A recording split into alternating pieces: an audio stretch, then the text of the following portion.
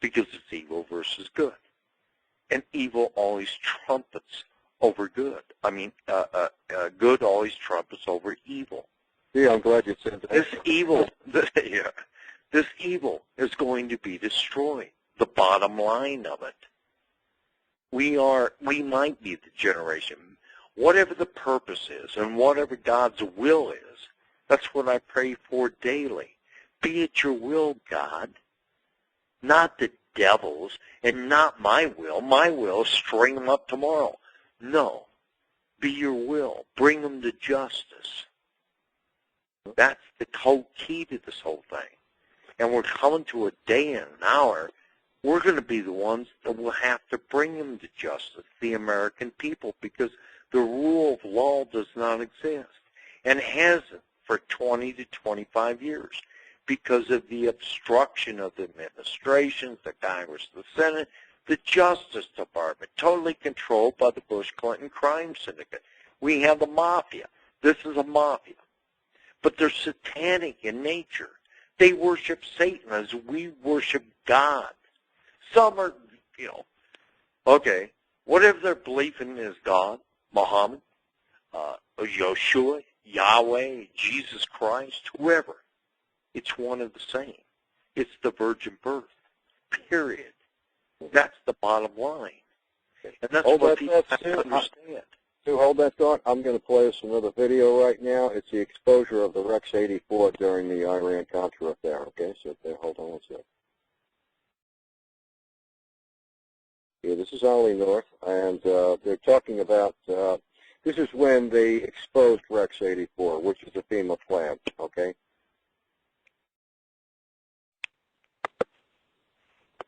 Was elected to the presidency, he installed Louis Giuffrida as head of FEMA, the Federal Emergency Management Agency. Giuffrida was an old cold warrior from Reagan's California days whose specialty was suppression of unrest and dissent. Giuffrida, North, and George Bush began to turn FEMA into an instrument of domestic anti-terrorism. You're dealing with a group of people in the Reagan administration who equated political dissent with treason, and who cannot differentiate between emergency procedures, which I think everyone agrees are necessary, and suppressing political dissent. And with North and Poindexter and Casey, we had a group of people who saw Americans who disagree with them as the enemy. Colonel North, in your work at the NSC, were you not assigned at one time to work on plans for the continuity of government in the event of a major disaster? Mr. Chairman, I believe this question touches upon a highly sensitive and classified area, so may I request that you not touch upon that, sir?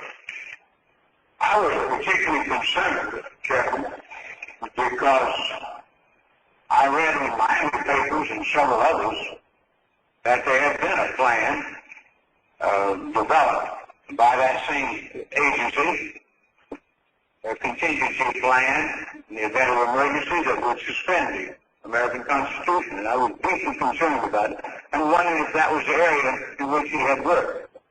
I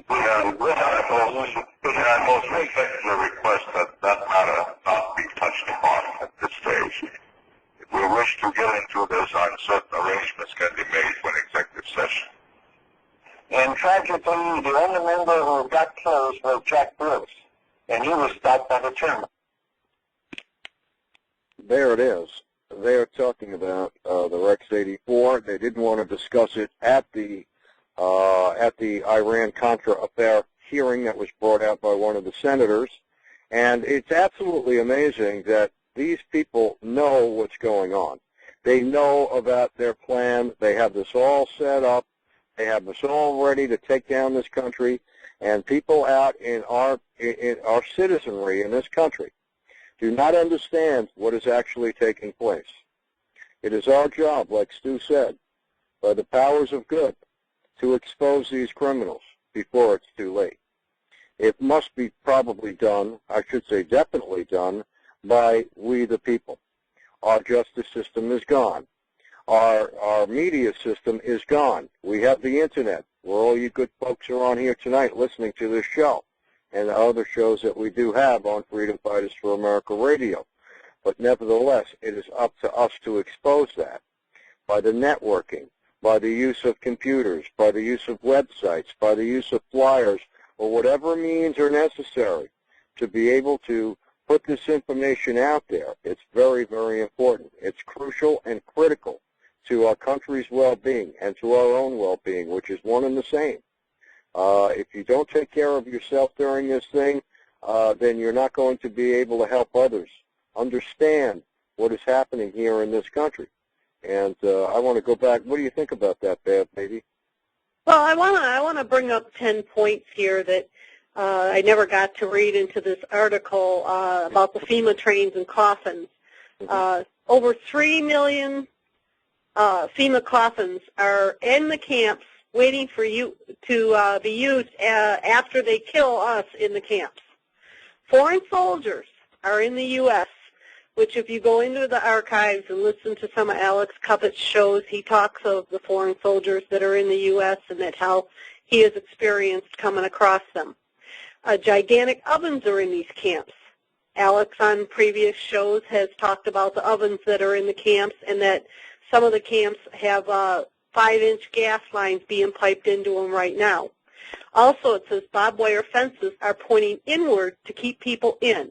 Now, that's a key point right there, because when they come to take you to the camp or tell you you're going to go to these camps to be protected, when you're going to be protected, you point the barbed wire out to keep people from getting in to hurt you, not in. If it's pointing in, it's to keep people from getting out. Let's see. The whole world will become one government. If the economy crashes, the so-called Amiro will be used as money, just as we use the dollar bill today. The U.S., Canada, and Mexico will merge into the North American Union.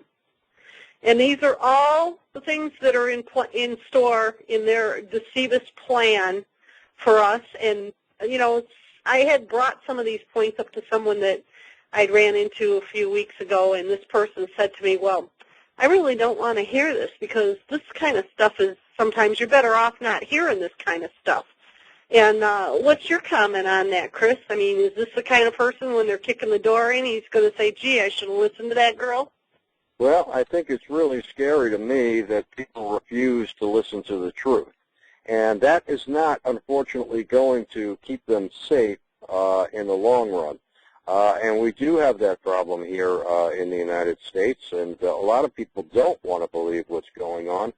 I'd like to just bring something to people's attentions, okay, because this is from an eyewitness, the same eyewitness who was taking videos out in Montana, okay, and this gentleman is a man who has witnessed some of the building of these, camps. He goes to some of these places and covertly watches and collects data and information. And here's one of the statements that he made about what was going on in Oregon. Okay, in Oregon, there are now 2 underground gas chambers built by the Rockford Corporation under a never-publicized joint venture for $1 billion. The first underground gas chamber is located by traveling to Mist, Oregon, to junction Highway 202 and 47, then travel northwest 11.5 miles, then 1.3 miles west on Highway 202 to a private driveway, turning back into the trees to a 10 or 12-foot fence with security guards in plain clothes at the gate. The security guards wear dark trousers, white shirt, and is armed with a fully, not semi-automatic weapon. Once inside the fence, the security guard stops once every 30 seconds while conducting the worker to the gas chambers for a security check. The compound has 150 armed guards with fully automatic weapons. These guards are pledged to strict silence and wear triangle arm patches. Nearby vehicles are dark blue, almost black, with Connecticut, New Jersey license plates. This installation has 6 or 7 underground buildings plus a huge chamber. This structure is 120 by 140 or 150